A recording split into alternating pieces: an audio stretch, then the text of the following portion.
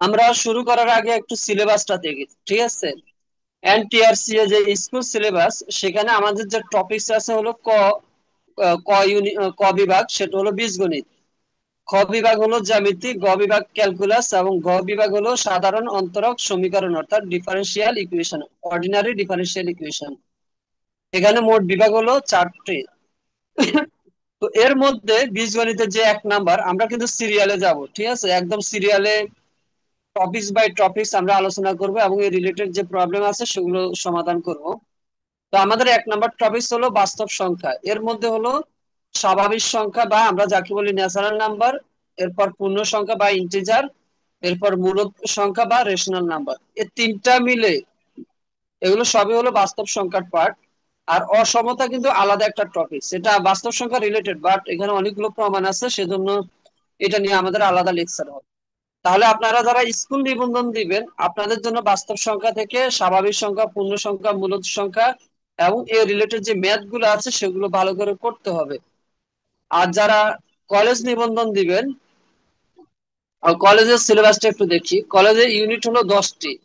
এর মধ্যে ইউনিট 1 যেটা, সেটা হলো রিয়েল নাম্বার সিস্টেম অর্থাৎ বাস্তব সংখ্যা পদ্ধতি।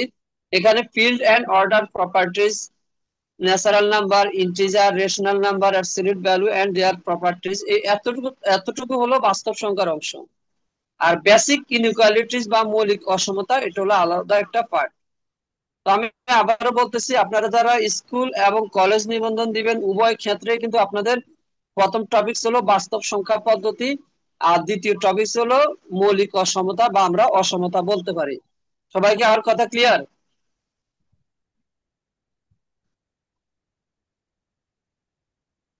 সবাইকে আর কথা ক্লিয়ারলি বুঝতে পারছেন বলেন?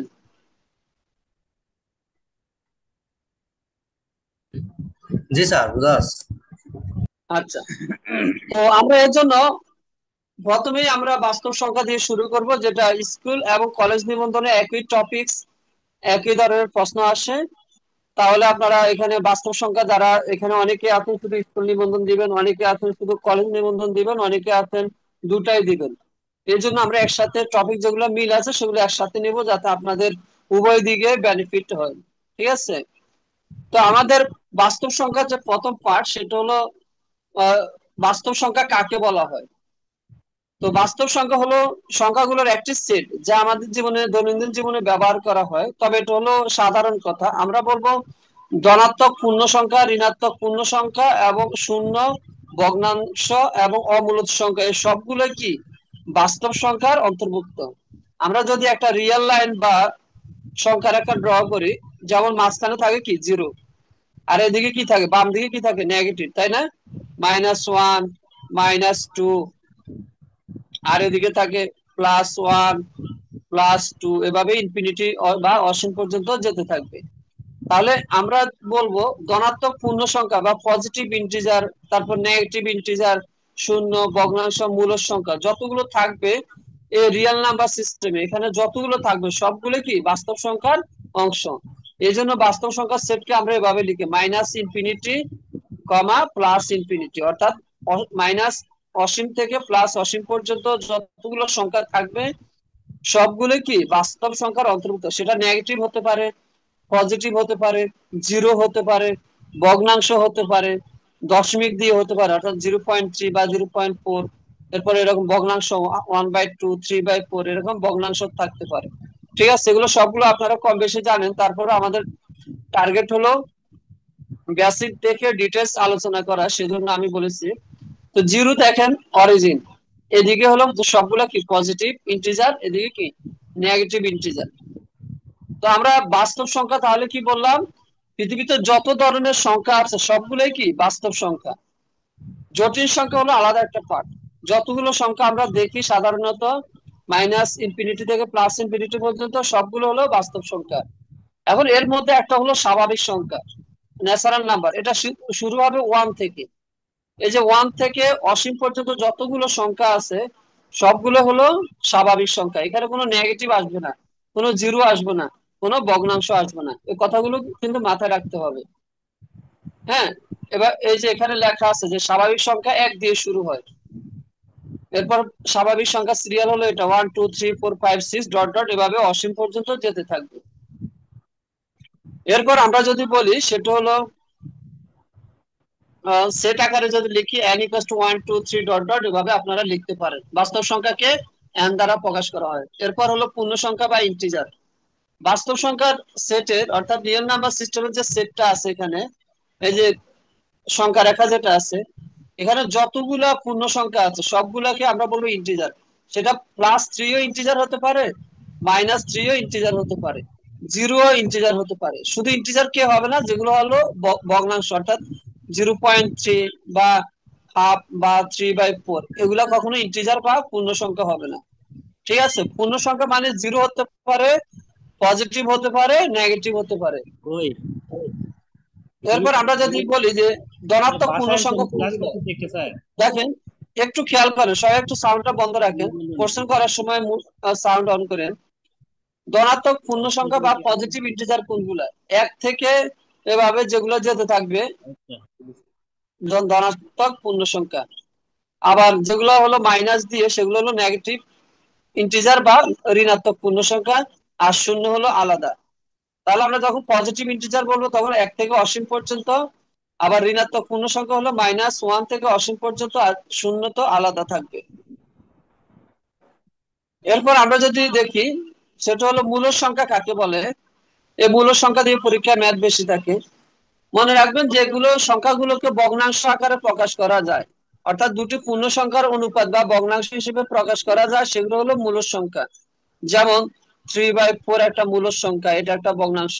যে কোনো পূর্ণ সংখ্যা মূলদ সংখ্যা, 3 একটা মূলদ সংখ্যা, কারণ 3 কে 3/1 আকারে লেখা যায়। আবার যেগুলা পৌনঃপুনিক আকারে লেখা যায়, খেয়াল করেন 0.3 পৌনঃপুনিক দিয়ে লেখা যায়, সেগুলো কিন্তু কি মূলদ সংখ্যা। তাহলে যে সংখ্যাগুলোকে ভগ্নাংশ অথবা পৌনঃপুনিক আকারে প্রকাশ করা যায় সেগুলোকে কি বলা হয়, মূলদ সংখ্যা। আর এই আকারে প্রকাশ না করা গেলে সেটাকে আমরা বলবো অমূলদ সংখ্যা। এই যে মূলদ সংখ্যার উদাহরণ দেওয়া আছে এখানে, মূলদ সংখ্যার বৈশিষ্ট্য কি সেগুলো দেওয়া আছে।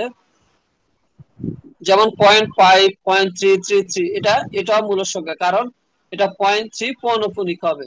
যেগুলো রিপিট হবে 0.3 পৌনঃপুনিক, এটা একটা পূর্ণ সংখ্যা, সরি মূলদ সংখ্যা। 0.5 এটা একটা মূলদ সংখ্যা, কারণ 0.5 কে আমরা হাফ আকারে লিখতে পারি, ভগ্নাংশ আকারে লেখা যায়। আচ্ছা, আরেকটি কথা বলে দিচ্ছি আমি আপনাদেরকে, সেটা হলো আহ স্বাভাবিক সংখ্যা শুরু হয় 1 দিয়ে, সেটা আগে বলেছি। আচ্ছা, মূলদ সংখ্যার ক্ষেত্রে নেগেটিভ কোন সংখ্যা মূলদ সংখ্যা হয় না, এটা মাথায় রাখতে হবে। মূলদ সংখ্যা সবসময় হবে কি পজিটিভ। আবার আরেকটি কথা মনে রাখবেন, যদি রুটের ভিতরে কোনো মৌলিক সংখ্যা থাকে সেটা অমূলদ হয়। যেমন √2 এটা অমূলদ, √3 অমূলদ, √5 অমূলদ, √7 অমূলদ, √11 অমূলদ। রুটের ভিতরে যত কি থাকবে মৌলিক সংখ্যা থাকবে সেগুলো হবে অমূলদ। মৌলিক সংখ্যা কাকে বলে, যেগুলাকে এক এবং ওই সংখ্যা ছাড়া অন্য কোনো সংখ্যা দিয়ে কি ভাগ করা যায় না, সেগুলাকে কি বলা হয় মৌলিক সংখ্যা। যেমন 2 2 3 এগুলাকে শুধুমাত্র 1 এবং 2 দ্বারা ভাগ করা যায় 2 কে, আর 3 কে 1 এবং 3 দ্বারা ভাগ করা যায়, অন্য কোনো সংখ্যা দ্বারা ভাগ করা যায় না, সেজন্য এগুলো মৌলিক সংখ্যা। যেমন 9 কে আমরা 3 দ্বারা ভাগ করতে পারি, সেজন্য 9 মৌলিক সংখ্যা না। এরপর আমরা যদি দেখি এখানে অমূলদ সংখ্যা কাকে বলে, যেগুলা ভগ্নাংশ আকারে প্রকাশ করা যায় না। আর এখানে কমন কিছু অমূলদ সংখ্যা হলো পাই, যেমন পাইয়ের মান হলো 3.14159 ডট ডট অসীম পর্যন্ত, সেজন্য পাইটা হলো কি অমূলদ সংখ্যা। এরপর √2 একটা অমূলদ সংখ্যা। তারপর এই যে এর একটা ভ্যালু আছে, সেটা হলো 2.718, ই 2.718 ডট ডট, এটা একটা অমূলদ সংখ্যা। আচ্ছা, এখন এগুলো হলো আমাদের বেসিক ডিসকাশন। আমরা এখন এরপরের টপিক গুলোতে যাব। বাস্তব সংখ্যার স্বীকার্য বা বৈশিষ্ট্য। এখন আপনারা বলেন, এই যে আমি সংখ্যাগুলো বলেছি, সংখ্যাগুলো নিয়ে কোনো প্রবলেম আছে কিনা বলেন। আমি যে ডেফিনিশন গুলো বলেছি এগুলো নিয়ে কোনো প্রবলেম আছে কিনা। জি স্যার, এই বাস্তব সংখ্যার ভিতরে কি মূলদ সংখ্যা বাস্তব সংখ্যার ভিতরে পড়ে না স্যার? অবশ্যই মূলদ অমূলদ যত সংখ্যা আছে সবগুলোই বাস্তব সংখ্যা। জি স্যার। মানে আপনারা রিয়েল নাম্বার বা এই যে নাম্বার লাইন যাকে আমরা বলি সংখ্যা রেখা, সংখ্যা রেখার মধ্যে যত সংখ্যা থাকবে সবগুলোই কিন্তু বাস্তব সংখ্যা। তাহলে এখানে তো ভগ্নাংশ আছে, মূলদ আছে, অমূলদ আছে, জিরো আছে, পজিটিভ আছে, নেগেটিভ আছে, সবগুলোই বাস্তব সংখ্যা। পৃথিবীতে যতগুলো সংখ্যা আছে সবগুলোই বাস্তব সংখ্যা, যেগুলো আমরা খালি চোখে দেখি, সরি মানে যেগুলোকে আমরা লিখতে পারি বা কাউন্ট করতে পারি। আর কাল্পনিক সংখ্যা হলো আলাদা, সেটা রুটের ভিতরে নেগেটিভ থাকবে বা আই আকারে থাকবে, সেগুলো হলো আলাদা। ইন্টিজার থাকবে, সরি আই থাকবে, বা যেটাকে আমরা বলি কি ইমাজিনারি নাম্বার বা কাল্পনিক সংখ্যা থাকবে। যেমন √1 এটা একটা কি জটিল সংখ্যা, বা 2i এটা একটা জটিল সংখ্যা। ক্লিয়ার সবার? আচ্ছা, বাস্তব সংখ্যার বৈশিষ্ট্য দেখেন, আমি আপনাদেরকে বলবো যারা আপনারা কলেজ নিবন্ধন দিবেন, কলেজ নিবন্ধনে এ পর্যন্ত এই চ্যাপ্টার থেকে তেমন ম্যাথ আসে নাই, কিন্তু সিলেবাসে আছে, এজন্য আপনাদের তো সিলেবাস তো আর বাদ দেওয়া যাবে না, আপনারা অবশ্যই এই টপিক গুলো পড়বেন। আর যারা স্কুল নিবন্ধন দিবেন তারা এই চ্যাপ্টারকে গুরুত্ব দিবেন বেশি, কারণ এখান থেকে স্কুল নিবন্ধনে বেশি আসে। দেখেন, বাস্তব সংখ্যার যে স্বীকার্যগুলো আছে বা বৈশিষ্ট্য বা ধর্মাবলী, স্কুল নিবন্ধনে অলরেডি 3 বার আসছে, 2014, 2015, 2017 সাল, 3 বার আসছে, ঠিক আছে। এখন এর মধ্যে দেখেন, ধর্মাবলী গুলো আমার এই বইতে যেভাবে আছে ঠিক সেভাবেই করবেন, ইনশাল্লাহ আপনারা ফুল মার্কস পাবেন। কিন্তু বাজারের অনেক বইতে কিন্তু ঠিক মতো করে নাই বা এগুলা গোছানো নাই। আমি আপনাদেরকে একটু পরে ডিটেলস দেখাবো, তাহলে বুঝতে পারবেন। এখন দেখেন, 1 নম্বর বৈশিষ্ট্য হলো বিনিময় বিধি। বিনিময় বিধি মানে হলো a+b=b+c। অর্থাৎ আপনি যদি 2 আর 3 যোগ করেন আর 3 আর 2 যোগ করেন, একই রেজাল্ট আসবে না বলেন? আবার দেখেন, আপনারা যদি 2 আর 3 গুণ করেন আবার 3 আর 2 গুণ করেন, একই রেজাল্ট আসবে না? জি। আসবে কিনা বলেন? এর জন্য এটা হলো বিনিময় বিধি, করলো রেজাল্ট সেম থাকে। আরেকটা হলো সংযোজন বিধি। যেমন আপনারা 2 আর 3 যোগ করে সেটা 4 এর সাথে যোগ করেন, আবার 2 কে আলাদা রেখে 3 আর 4 যোগ করেন, একই রেজাল্ট আসবে। একইভাবে স্যার গুণের ক্ষেত্রেও কি একই রেজাল্ট, বলেন? Sir sir hello. বলেন, বলেন। স্যার আসলে আপনি এই যে যোগের যোগ এবং গুণ একসাথে বুঝাচ্ছেন? হ্যাঁ, এটা ওগুলো এভাবে লিখতে হবে। আমি একদম আলাদাভাবে আপনারা যদি বলা হয় বাস্তব সংখ্যার বৈশিষ্ট্যগুলো লিখুন, তাহলে আপনারা মানে একসাথে দুটোই দিতে হবে। আবার কোশ্চেন কিন্তু আলাদা আছে, দেখেন আমি দেখে আপনাদের, আমি একদম বইতে সুন্দর করে দিয়েছি, দেখেন এগুলো তো হলো ফার্স্টে 6টি বৈশিষ্ট্য দিয়েছি। আবার যদি বলা হয় বাস্তব সংখ্যার ফিল্ড স্বীকার্যগুলো কি, দেখেন এগুলো কিন্তু আলাদা দেওয়া আছে, ঠিক আছে, যেটা 17তম নিবন্ধন 2023 সালে আসছে। ফিল্ড স্বীকার্য মানে হলো আপনার গুণ স্বীকার্য আর যোগ স্বীকার্য গুলা, কথা বুঝছেন, আলাদা আলাদা লিখতে হবে। আমার কথা কি ক্লিয়ার? জি স্যার। হ্যাঁ, একই গুলা লিখছি আমরা, এখানে একটু আলাদা ভাবে লিখছি। আবার দেখেন, এই দুই হাজার একই চোদ্দ দিছিল সালে তো, আসছে কি বাস্তব একই সংখ্যার ছিল। ক্ষেত্রে। হ্যাঁ, আমি বলি আপনাদেরকে, দেখেন বাস্তব সংখ্যার ক্ষেত্রে যোগের দুটি ধর্ম লিখুন, তখন আপনারা এই দুটা ধর্ম লিখবেন। আমি একদম কোশ্চেন অনুসারে আলাদা আলাদা করে লিখছি, আবদ্ধতা সংযোজন বৃদ্ধি, ঠিক আছে। আবার বাস্তব সংখ্যার ক্ষেত্রে যোগের ও গুণের বিপরীত ধর্ম লিখুন, তখন আমরা বিপরীত ধর্মগুলো লিখেছি, আলাদা আলাদা ভাবে লিখেছি। আমার কথা বুঝেন নাই? হ্যালো। জি স্যার। আমি আপনাদেরকে বলি, আবার কোশ্চেন করতে পারবেন, আমি এখন আমার কথাটা বলি আগে শুনেন। সেটা হলো, পরীক্ষা যদি আসে যে কোথায় বাস্তব সংখ্যার বৈশিষ্ট্যগুলো লিখুন, আমার কথা মনোযোগ দিয়ে আগে শুনেন, বা ধর্মাবলী লিখুন বা স্বীকার্যগুলো লিখুন, তখন আপনাদেরকে ঠিক এভাবে যোগ গুণ একসাথে সুন্দর করে লিখতে হবে। দেখেন, 6টা properties enough, enough is enough, আর কিছুই লিখতে হবে না। এখন যদি বলা হয় বাস্তব সংখ্যার ফির স্বীকার্য লিখুন, সেক্ষেত্রে আপনারা লিখবেন যে বাস্তব সংখ্যার যোগ স্বীকার্য এবং গুণ স্বীকার্যকে একত্রে কি বলা হয়, ফির স্বীকার্য বলা হয়।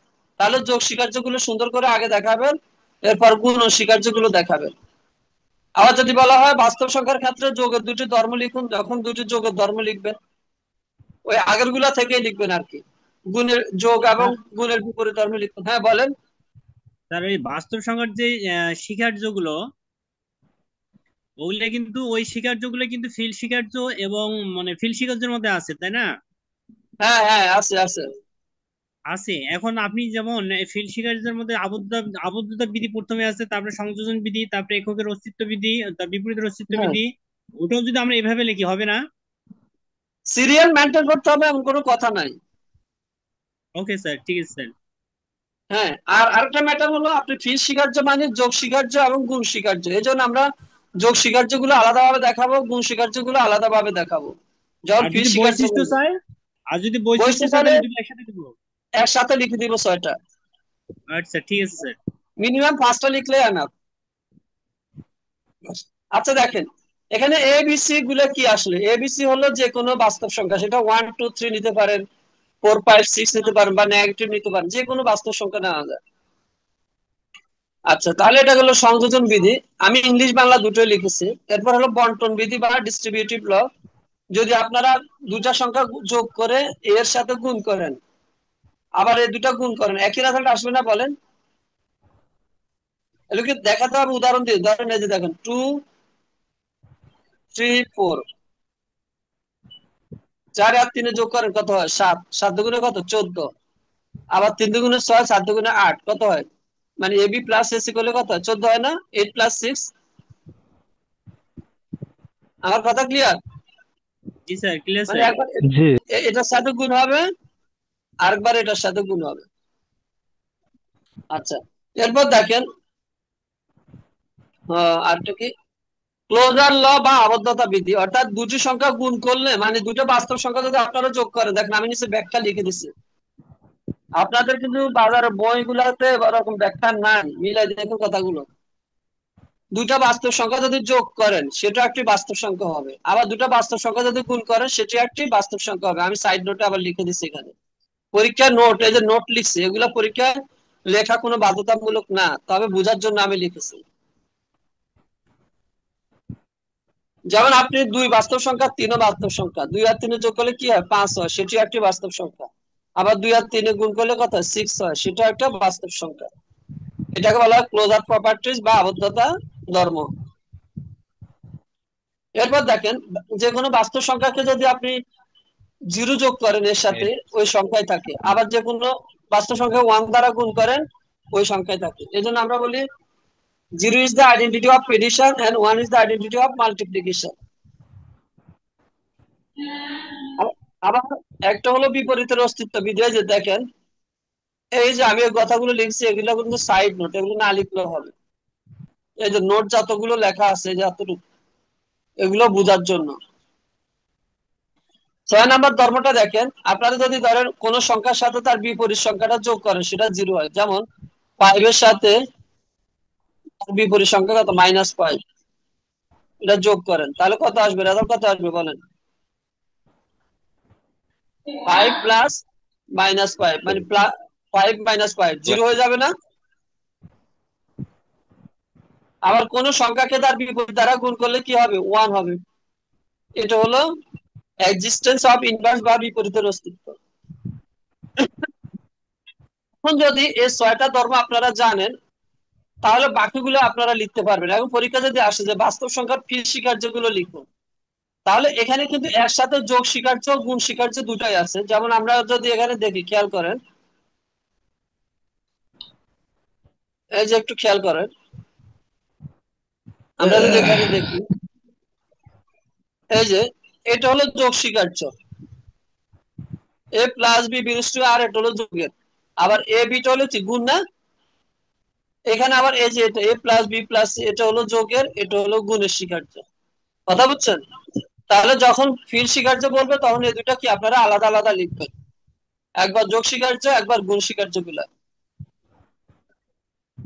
এই যে এখানে সেম জিনিসটা এখানে বলা আছে, সেম জিনিস, জাস্ট এখানে আলাদা করে দেওয়া আছে। আবার দেখেন, এগুলো আবার আলাদাভাবে এটা আসতে পারে, পরীক্ষা আসছে অলরেডি। বাস্তব সংখ্যার ক্ষেত্রে যোগের দুটি ধর্ম লিখুন। যোগের দুটি ধর্ম কি আপনারা লিখবেন, যে দুইটা সংখ্যা যদি বাস্তব সংখ্যা হয়, তারা যোগ করলে কি হবে? বাস্তব সংখ্যা হবে, মানে আবদ্ধতা বিধি যেটা আছে, ক্লোজার প্রপার্টিজ।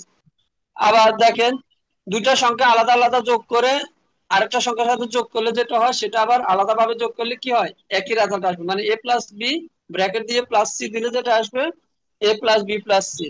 সংযোজন বিধি ও, যেটা, সেটা লিখে দিবেন। আমার কথা কি ক্লিয়ার? জি স্যার, জি স্যার।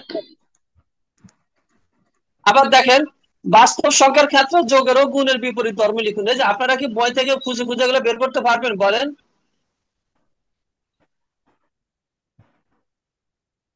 মানে আমাদের যে প্রচলিত বইগুলো আছে সেগুলো তো এভাবে আলাদা আলাদা দেয় নাই, সবগুলো ধর্ম একসাথে দিয়ে দিচ্ছে।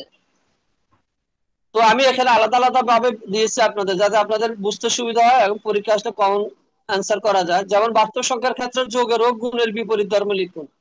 তাহলে আপনারা লিখবেন যে যোগের বিপরীত ধর্ম কি, কোন একটা সংখ্যাকে তার বিপরীত সংখ্যার সাথে যোগ করলে 0 হয়। আবার স্যার, গুণের ক্ষেত্রে কি হয়, কোন একটা এটা তো সংখ্যাকে তার ইনভার্সের সাথে গুণ করলে 1 হয়। বলেন? ফিল শিকার যে আছে। হ্যাঁ বাবা, আমার কথা বুঝেন না। স্যার, পরীক্ষা ফিল শিকার আলাদা যে ভাবে আছে। অলরেডি আসছে এভাবে, মানে বাস্তব সংখ্যার ক্ষেত্রে যোগের ও গুণের বিপরীত ধর্ম লিখুন। হ্যাঁ, এই সবগুলাই আগে আছে, মানে আমি আলাদা আলাদা ভাবে আবার লিখে দিয়েছি, যাতে আপনারা পরীক্ষা আসলে আলাদা ভাবে অ্যান্সার করতে পারেন। এই এতটুকু জি অ্যান্সার স্যার, করবেন বুঝছি তখন। স্যার, বুঝছি স্যার।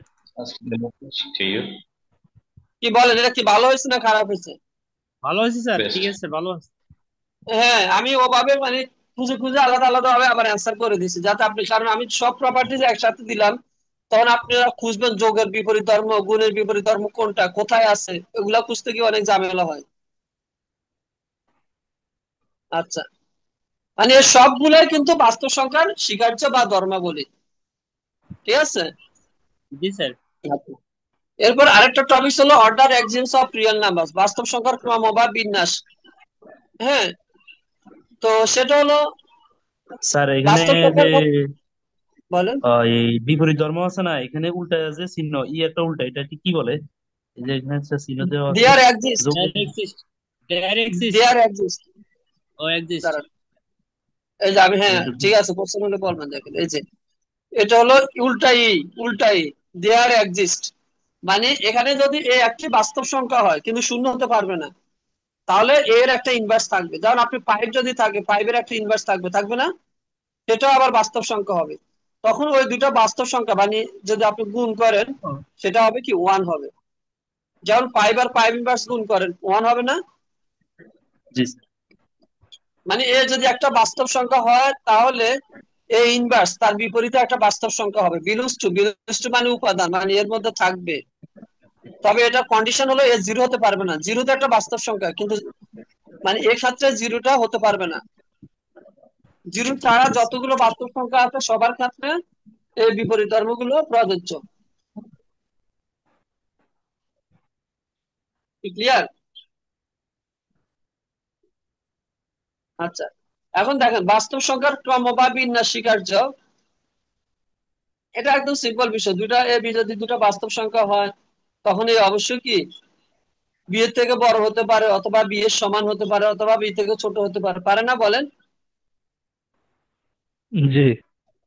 আবার এ, সরি, আবার এ বি থেকে বড় হতে পারে, আবার বি যদি বি থেকে বড় হয়, বি যদি সি থেকে বড় হয়, তাহলে এ অবশ্যই সি থেকে বড় হবে। আবার এ যদি বি থেকে বড় হয়, তাহলে A plus C greater than B plus C, অর্থাৎ এর সাথে সি যোগ করলে যে রেজাল্ট আসবে সেটা আবার বি প্লাস সি এর থেকে কি বেশি হবে। মানে অসমতার উভয় দিকে যদি একই ধরনের সংখ্যা যোগ করা হয় বা বিয়োগ করা হয়, অসমতার চিহ্ন কি অপরিবর্তিত থাকবে, সেটা মিন করলো। আবার আরেকটি প্রপার্টিজ হলো এ যদি বি থেকে বড় হয় এবং সি থেকে বড় হয়, সি সি 0 থেকে বড় হয়, তাহলে এ সি গ্রেটার দেন কি হবে, বি সি হবে। এগুলো হলো ক্রমবিন্যাস, সেগুলো তো আসে না, বাট বেসিকের জন্য আমি এখানে অ্যাড করেছি। আচ্ছা, এখন দেখেন আপনাদের 17তম নিবন্ধন 2023 সাল স্কুলে, এটা আসছিল না বলেন? জি। আর কিউ জে 10, এটা হলো বাস্তব সংখ্যা, এটা হলো মূল সংখ্যা, এটা হলো পূর্ণ সংখ্যা, এটা হলো স্বাভাবিক সংখ্যা। মনে রাখতে হবে এই পূর্ণ সংখ্যার মধ্যে কিন্তু স্বাভাবিক সংখ্যা আছে, আবার মূল সংখ্যার মধ্যে কিন্তু পূর্ণ সংখ্যা স্বাভাবিক সংখ্যা সব আছে, আবার বাস্তব সংখ্যার মধ্যে সবগুলোই আছে। এই জন্য যত সংখ্যা আছে সবগুলো কি বাস্তব সংখ্যার সাবসেট। এটা হলো সাবসেট। আমার কথা কি ক্লিয়ার? জি। মানে এন হলো পূর্ণ সংখ্যা, সরি স্বাভাবিক সংখ্যা, জেড হলো পূর্ণ সংখ্যা, কিউ হলো মূল সংখ্যা, সবগুলো বাস্তব সংখ্যার সাবসেট, মানে সবগুলো বাস্তব সংখ্যার মধ্যে আছে। এরপর দেখেন পরম মান স্যার এবং তাদের ধর্ম। স্যার বলেন। স্যার, প্রশ্নটা কি মানে সংক্ষিপ্ত হলো না স্যার? মানে একটু বিস্তারিত দেওয়া যাইতো না? না না না, এটা 1 নম্বরের জন্য থাকে। ও, ঠিক আছে স্যার। মানে আপনি লিখবেন যে যে সকল বাস্তব সংখ্যা সেট আর মূল সংখ্যা সেট কিউ, পূর্ণ সংখ্যা সেট জেড, স্বাভাবিক সংখ্যা সেট যদি এন হয়, তাহলে এটা এরকম হবে। আপনাদের বইতে তো ডিরেক্টলি এটা লিখছে, আর কিছু লেখা নেই। আমি ঠিক না, আছে স্যার, আমার বইতে পুরোটা লিখেছে, আপনাদের বইতে শুধু এটা লিখছে যে সবটা এরকম, কোনটা কি মিন করে সেটাও লেখা নেই। এখন দেখেন পরম মান এবং ধর্ম। পরম মান জিনিসটা কি সবাই তো জানেন নাকি? পরম মান হলো এই যেটা, মানে যেটাকে বলা হয় পরম মান। এখন এর ভিতরে পজিটিভ হতে পারে, নেগেটিভ হতে পারে। যখন এক্স 0 থেকে ছোট হবে, তখনই কিন্তু এটা নেগেটিভ আসবে। ঠিক আছে, এই যে দেখেন এক্স 0 থেকে ছোট হবে তখন নেগেটিভ আসবে, আবার এক্স যদি 0 অথবা 0 থেকে বড় হয় তখন কি আসবে? পজিটিভ আসবে। এজন্য আমরা ডিরেক্টলি বলি যে পরম মানের ভিতরে যাই থাকুক না কেন সেটা কি হয়? পজিটিভ হয়। ধরেন পরমাণুর ভিতরে 5 আছে, তার মান কত আসবে? 5 আসবে। আবার পরমাণুর ভিতরে -5 আছে, তার মানে কত আসবে? 5 আসবে। ফাইভ। ঠিক আছে। আচ্ছা, এটা গ্রাফটা একটু দেখেন। পরমাণুর যে y equal to absolute value of graph x graph, এটা কিন্তু আসে পরীক্ষা বাজে হতে। আর এটা এমনিতে আপনাদের ভাইবার জন্য মোস্ট ইম্পর্টেন্ট। আমাদের ক্লাসগুলো নিয়মিত করলে আপনাদের ভাইবার 90% প্রিপারেশন হয়ে যাবে। দেখেন y ইকুয়াল টু এক্স হলে এটা মূল বিন্দু থেকে যাবে, আর এটা হলো y ইকুয়াল টু -6। এই জন্য y equal to absolute value of x, এটা গ্রাফ হলো এটা আর কি, এভাবে লিখতে হয়। মানে আপনারা কি করবেন, দুটো অক্ষ নেবেন, এক্স অক্ষ, ওয়াই অক্ষ, একটা এদিকে যাবে, একটা এদিকে যাবে। এটা হলো পরম মানের গ্রাফ। মনে থাকবে? জি। আচ্ছা, দেখেন 18তম স্কুল নিবন্ধন 2024 সালে আসছে, ইনফিমাম এবং সুপ্রিমাম আসে নাই? বৃহত্তম নিম্ন সীমা, ক্ষুদ্রতম উর্ধ্ব সীমা। জি। তাহলে দেখেন এটা কাকে বলা হয়? আমি আগে একটা সেট দেখেন। আপনি যদি এই সেটটাকে শর্টকাট করেন 1/2 1/3 ডট ডট, এটা একটা পর্যায়ে জিরোর কাছাকাছি আসবে, মানে এটা হবে 0,0,1 এরকম আসবে, 0 আর 1 আসবে। তাহলে এখানে ইনফিমাম হলো সবচেয়ে ছোটটা, আমি যদি শর্টকাটে বলি নিম্ন সীমা, ইনফিমাম হলো সবচেয়ে ছোটটা কত? তাহলে 0। আর সুপ্রিমাম হলো সবচেয়ে বড়টা। ঠিক আছে, এটা আপনারা বোঝার জন্য এভাবে শিখবেন, কিন্তু সংখ্যাটা কিভাবে দেখেন দেখেন। একটি সেটের সকল নিম্ন সীমাগুলোর মধ্যে বৃহত্তম নিম্ন সীমাকে এর ইনফিমাম বলা হয়। মানে কি দেখেন, এই যে 0, এই সেটের মধ্যে কি 0 থেকে ছোট নাই বলেন? হাফ, জি। 1/3, 1/, আবার অনুগুলো তো থাকতে পারে, নেগেটিভ থাকতে পারে, তাই না? -1, তো 0 ছাড়া কি সংখ্যা থাকতে পারে না? তো একটি সেটের সকল নিম্ন সীমাগুলোর মধ্যে বৃহত্তম নিম্ন সীমাকে বলা হয় কি? এর ইনফিমাম। আবার একটি সেটের সকল উর্ধ্ব সীমাগুলোর মধ্যে ক্ষুদ্রতম সীমা উর্ধ্ব সীমা, যেমন এটা 1/2 1/3 এভাবে। কিন্তু এখানে তো উর্ধ্ব সীমা আরো থাকতে পারে, আরো বড় সংখ্যা থাকতে পারে, 2 3 4 5 ও থাকতে পারে। তো আপনারা এভাবে সংখ্যাগুলো লিখবেন, কিন্তু বোঝার জন্য কি লিখবেন? সবচেয়ে ছোট যেটা সেটা হলো ইনফিমাম, সবচেয়ে বড় যেটা সেটা হলো সুপ্রিমাম।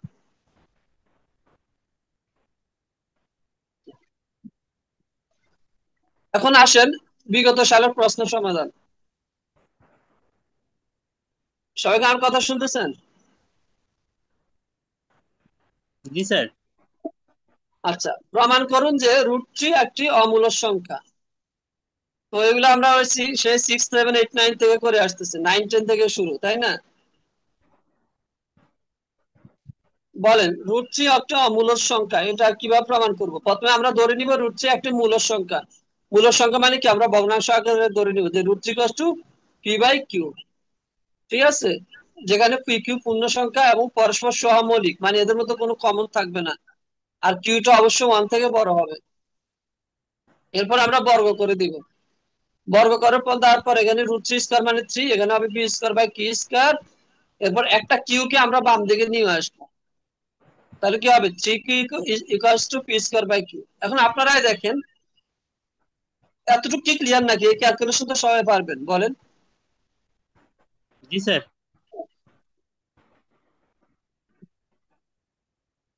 আচ্ছা আপনারাই বলেন, কিউটা কি ছিল? পূর্ণ সংখ্যা না? তাহলে কোন সংখ্যাকে, পূর্ণ সংখ্যাকে যদি আমরা 3 দ্বারা গুণ করি, কিউ তো পূর্ণ সংখ্যা, তাহলে পূর্ণ সংখ্যাকে কিউ দ্বারা গুণ করলে সেটা কি থাকবে বলেন? পূর্ণ সংখ্যা। পূর্ণ সংখ্যা। কিন্তু আমাদের ডান দিকে কি বলেন? ভগ্নাংশ।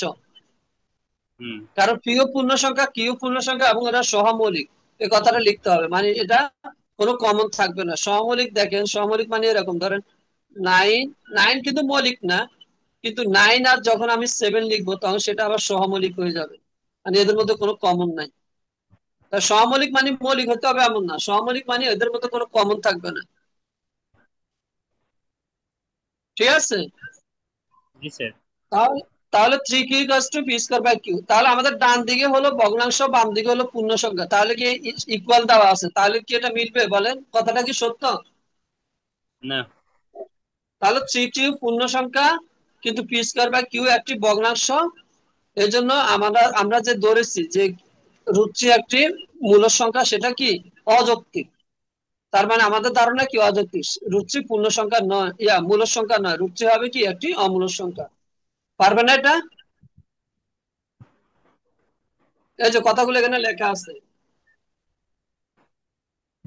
আমি যদি সামারি বলি, সামারি হলো আমাদের বাম দিকে হলো পূর্ণ সংখ্যা আর ডান দিকে হলো কি ভগ্নাংশ। ঠিক আছে? বাম দিকে পূর্ণ সংখ্যা, ডান দিকে ভগ্নাংশ। তাহলে আমরা তো ধরেছি যে √3 একটি কি মূল সংখ্যা, মানে পি বাই কিউ, সেটা কি মিথ্যা প্রমাণ হচ্ছে না বলেন? জি। সেজন্য √3 হবে কি একটি অমূলদ, সেটা মূলদ হতে পারে না। একইভাবে √2, √5, √7, √13 যত সংখ্যায় আসুক সবগুলো কি হবে? অমূলদ হবে। কথা আসসালামু ক্লিয়ার? আলাইকুম স্যার। সবাই হ্যাঁ কি আর স্যার। কথা ক্লিয়ার? হ্যাঁ স্যার, একটা প্রশ্ন ছিল, করতে পারবো কি? বলেন। ওই সহমৌলিক যে বিষয়টা বুঝলাম, মানে হ্যাঁ। দুইটা সংখ্যা কি এখানে মৌলিকই হতে হবে, না 6 আর হলো 7 না না না, এরকম হতে যারা আপনি হবে? 9, 9 তো মৌলিক না। তো আমরা যদি 9 আর 5 নিই, এটাও কিন্তু সহমৌলিক, কারণ 9 আর 5 এর মধ্যে কোনো কমন নাই। দুটা সংখ্যার মধ্যে যখন কোনো কমন ও থাকবে না, এক ব্যক্তিতে কোনো কমন ঠিক থাকবে আছে না, স্যার, ঠিক আছে স্যার, তখন বুঝতে সেটাকে পারছি। আমরা বলি সহমৌলিক। হ্যাঁ, বুঝতে পারছি স্যার। Sir, sir